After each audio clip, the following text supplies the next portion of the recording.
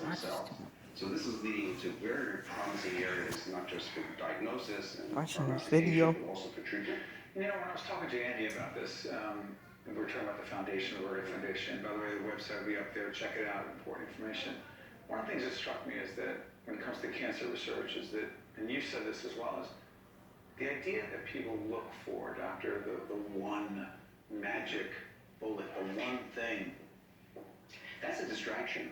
Actually, that's something I've been fighting against my entire career, where some idea catches the popular imagination and resources and excitement forward to that one idea and ignore everything else. We need a diversified portfolio of ideas. And that is illustrated by what we're doing. We started with the idea of cell mobility, but now it's extended. Back up. Cell mobility. Cell mobility, the fact that cancer cells move. We started with that idea.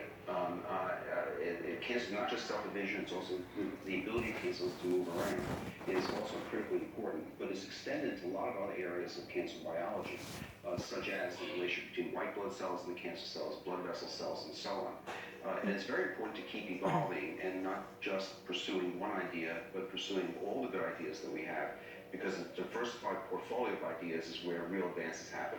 And this one term, help us understand this. Self-seeding. Right. The self-seeding theory, what does that mean? Well, that's the original observation that cancer cells can leave the tumor, travel through the blood, and come back to the same tumor. And when they come back reinvigorated. They bring white blood cells with them, they bring blood vessel cells or cells that turn into blood vessels with them, and that reinvigorates the growth of the tumor. And this was not at all expected before, but we demonstrated it, it was published, and many other people have observed it, and we're seeing this in human tumors as well.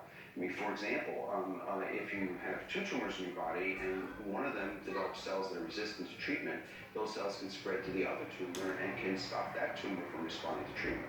And so there's many opportunities for intervening there so we can keep cells responding to treatment throughout the body by interfering with the ability of cells to move from one spot to the other. And the foundation is dedicated to this research. Well, it started with this research. This is an idea that turned Andy on, and so he said, let me see what I can do about raising funds to support this area of research, but it's also everything that derives from this area. For example, we're doing conferences, and we've done one conference in Israel, we're doing another conference in Israel about genetic susceptibility to cancer. Genetic susceptibility. Right, and that is the Quiet. with a tendency to develop cancer. You've probably heard of BRCA1, Oh, BRCA2. BRCA1.